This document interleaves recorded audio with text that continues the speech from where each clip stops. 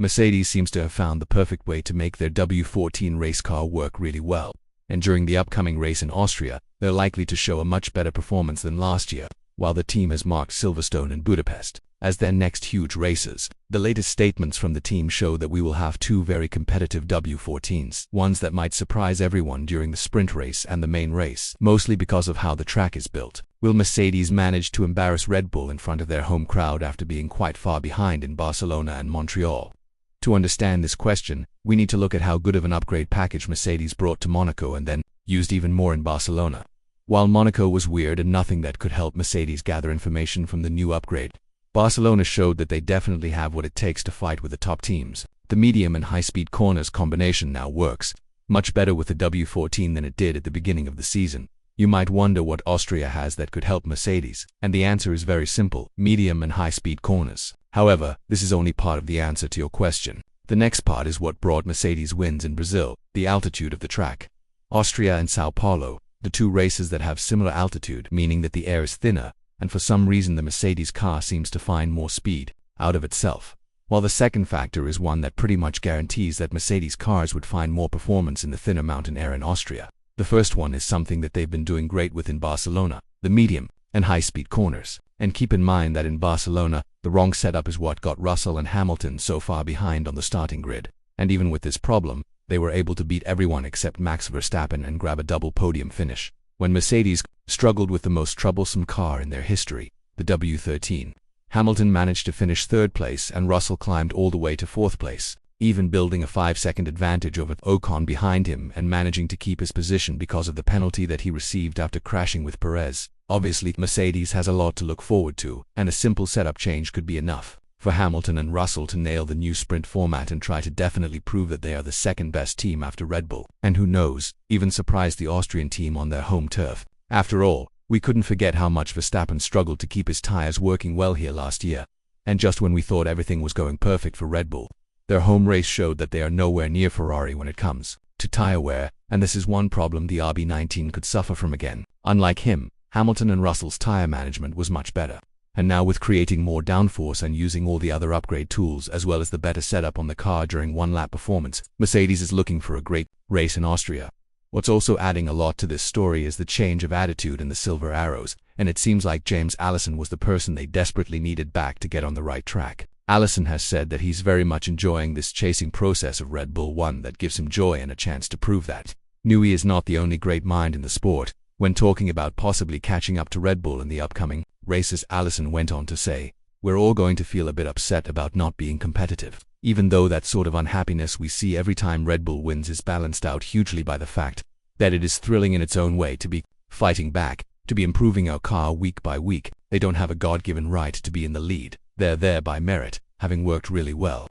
If we can do a good or better job, we'll be there, and that is actually a lot of fun." It is a very, very exciting thought once you think about it correctly in your head, and something that we're all trying to make happen.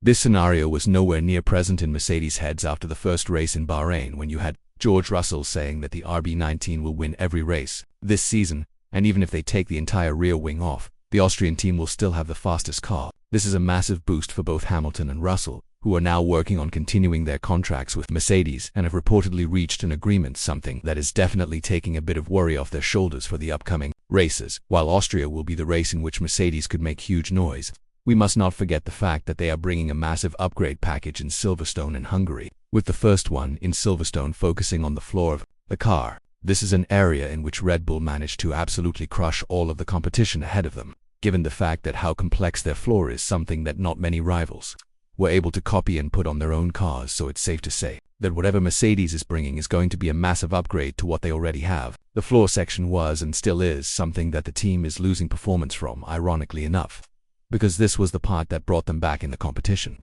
Unlike many people thought the sidepod design, however, after seeing what the RB19 did to their floor in the previous 18 months, James Allison and his crew of engineers were once again aware that something big needs to change to improve the performance even further, which doesn't exactly mean putting RB19's floor on their car because of chassis problems, but copying a couple of the parts from it and then making it work with the entire design of the car. When talking about the newest upgrade package, Wolff was full of confidence that the advantage Red Bull has is not as big as many are thinking. it to be, and after the upgrades will be put on in Silverstone and Budapest, we'll see a much different version of the W14 one that will be able to fight for wins. As he went on to explain, we are bringing a larger set of upgrades to Silverstone, and then we should have another one before the shutdown.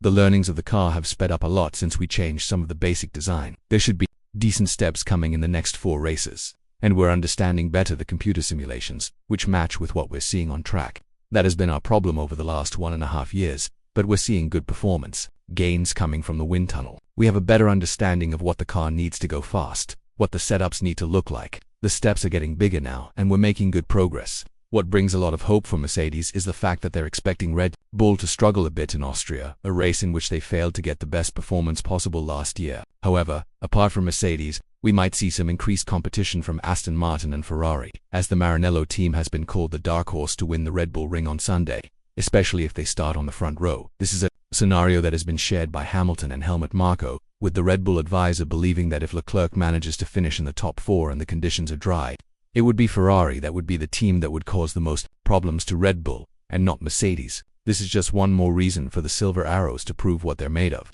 And with the lessons to learn from Montreal and Barcelona as well as the setup changes, Austria will pose a real challenge for them and a chance to cut down the lead to Red Bull again.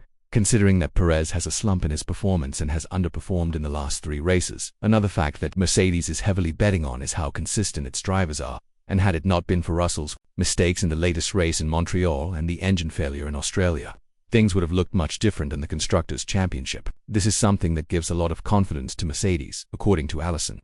As he went on to add, I think that both of our drivers are very similar to the rest of the team, and that if you sense that there's a change of fortune that gives you a huge boost, that you can keep this running, and in the good times, the champagne will flow again. And for the drivers who get the sort of physical excitement of actually feeling their car passing other people, that lifts their spirits. But I imagine when they're actually standing on the podium and thinking about the fact that they're not on the top step, that may calm down their excitement somewhat. Obviously, Mercedes have a lot of hope for the upcoming races, and during the upcoming race in Austria, the race which provides the perfect ground for their car in terms of pushing for more performance and more speed out of the W14. Unlike them, Red Bull seems to have found massive problems to perform on the expected level last year. And with the upcoming upgrades in Silverstone and Budapest, this race could definitely help the return of the W14.